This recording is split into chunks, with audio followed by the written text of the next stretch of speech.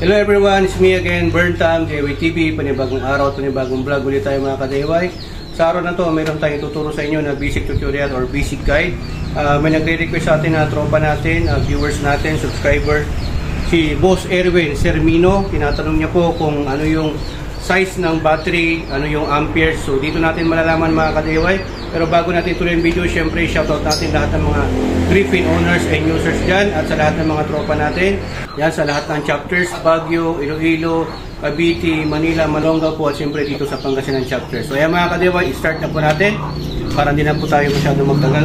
Ayan mga ka-DIY, bago natin makalimutan, shoutout pala natin yung boss admin natin sa main page natin, Euro Griffin Community, si Boss EI. So ayan, para malaman natin syempre, actually itong battery ko may cover to, tinanggal ko na kasi nilalagyan natin dito.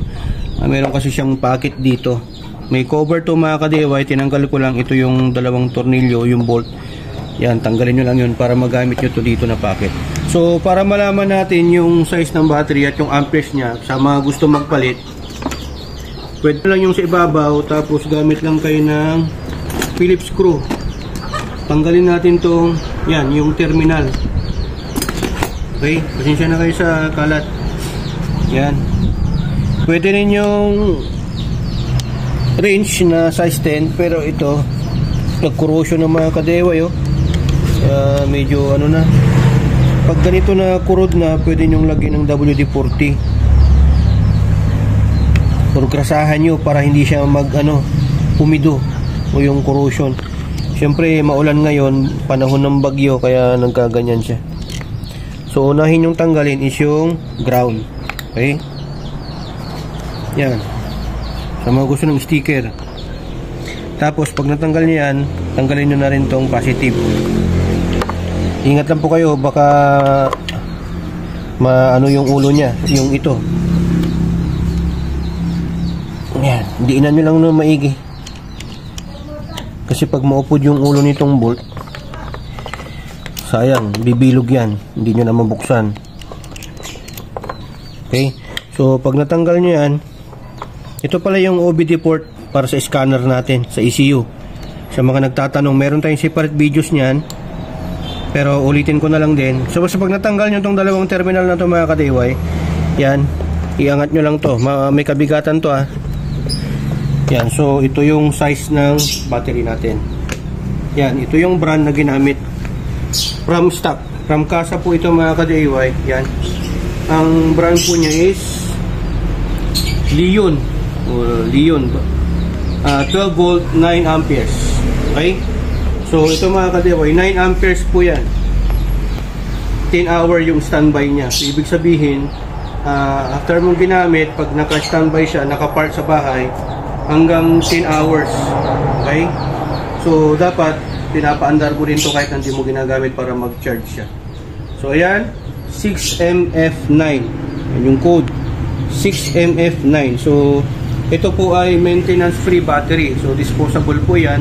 Pagka nalubat na po yan at kahit na i-charge mo sa mga battery charging station at ayaw na mag-charge, bili ka na lang po ng bago. Hindi po ito yung dinadagdagan ng tubig. Okay, maintenance free po ito.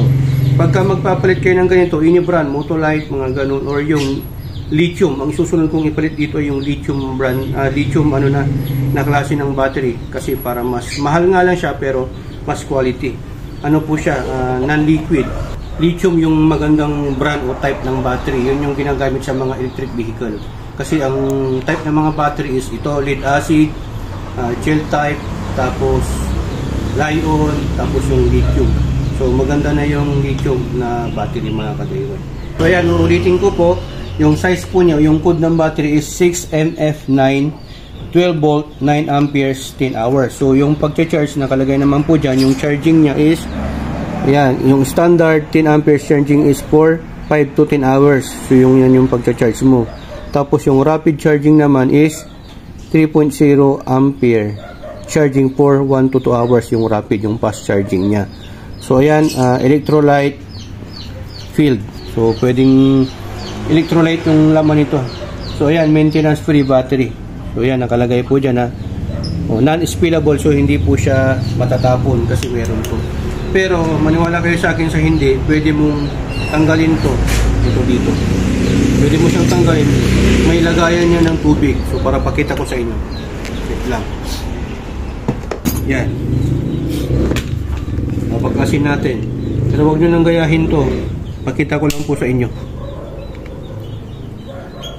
Yan. Yung sa akin kasi mayroon akong ginawa na mga ganito na maintenance spray, pero pwede mong lagyan ng tubig, yung electrolyte, yung tubig ng battery. Yan. O, diba? Yan, nasira ko na nga mga kademe. May glue lang yung glue yung nilagay nila. So yan yun. Pwede mong buksan to, yung rubber, tapos dyan yung pwede mo lagyan ng tubig. Okay? Pero nasa sa inyo yan kung gagayahin nyo. Sa akin kasi ang gagawin ko, pag humina na to, pwede ko pa lagyan siya ng, i-refill ko siya ng electrolytes or yung Wilkins, or tapong ko na, bibili na ako ng bago. Ito pwede nyong lagyan. Okay? Disposable siya, pero sa mga madiskarte, pwede pa yan. Pwede pang ma-resolve. Balik na lang natin to. Shoglo lang yan ang katapat niyan.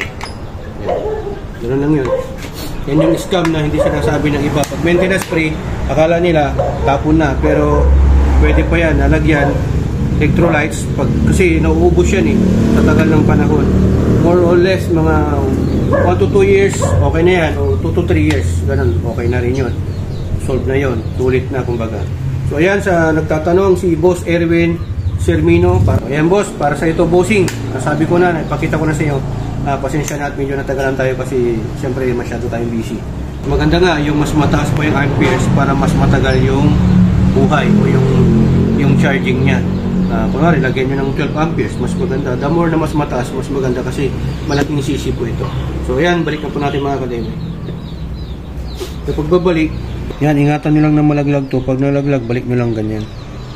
So ayan, dapat dito yung positive. Yan, may plus sign, yan yung positive. Yung negative, yan, yung minus sign. So dito siya. Okay? Kapag babalik, ganyan lang po. Ay, ano?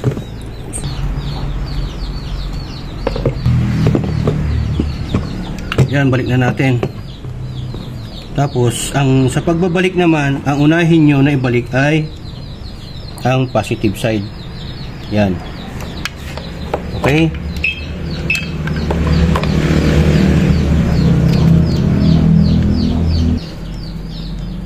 Yan. Sa pagbabaklas ng battery, ang lagi natin unahin ay ang ground. Pero sa pagbabalik ng battery, ang lagi natin unahin ay ang positive. Bakit? Para iwas short circuit. Yan, next natin yung ground. Yun, tumunog na. Ibig sabihin, magkaroon na siya ng supply.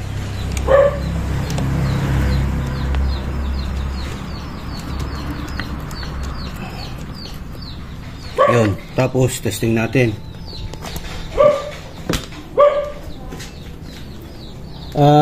Sa mga ano pala, mga baguhan dyan, pag nagsisindi kayo, nagpapaandar kayo ng griffin ninyo, antayin ninyo na pag switch nyo nitong ignition, antayin nyo na matapos mag-calibrate o mag-synchronize yung display. Patapusin nyo muna. Ano ito? Yan, patapusin nyo muna yan. So ayan mga kadewa, yung sinasabi ko, pagkatapos yung animation niya, tapusin nyo muna bago nyo i-start pa. Para hindi po mabigla yung computer. Siyempre, yun po yung proper. Kailangan na patapusin mo muna yung calibration ng animation. So ayan mga kadewa, pagdating naman dito sa indicator na to, dito sa may left side, yung may L at saka may high, ibig sabihin niyan low at high. Ito yung battery meter or battery indicator. So nandito is 4 bars po siya. So ano po kasi ito? Mga 6 na bar po ito dapat. So ayan, pag hindi mo nakaandar, ganyan pa siya, 4 bars. Huwag nyo nang paabutin na 2 bars or 3 bars. Bakit? Kasi masisira yung battery nyo. Pag start kayo ng start at drain yung battery nyo, pwedeng masira yung computer box. So ganyan. So start natin.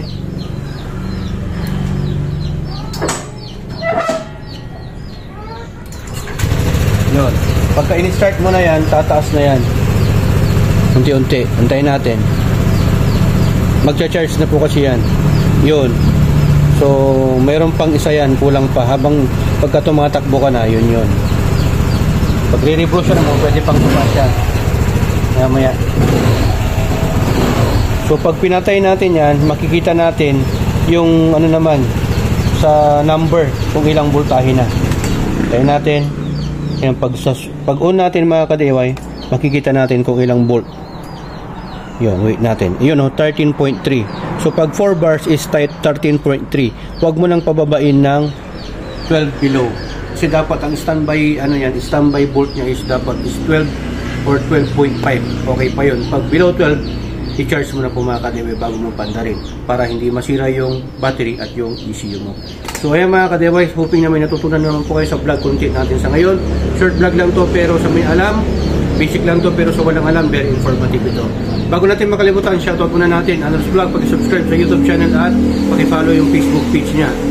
Ingat lang po kayo sa pag-DIY dito sa HPT. Dalawa lang po ang meaning na DIY, do it yourself at destroy it yourself. Dito sa HPT, natuto ka na, nakatipid ka pa. Dito sa HPT, sharing is caring. Maraming salamat. To God will be the glory and burn thumbs. Signing off.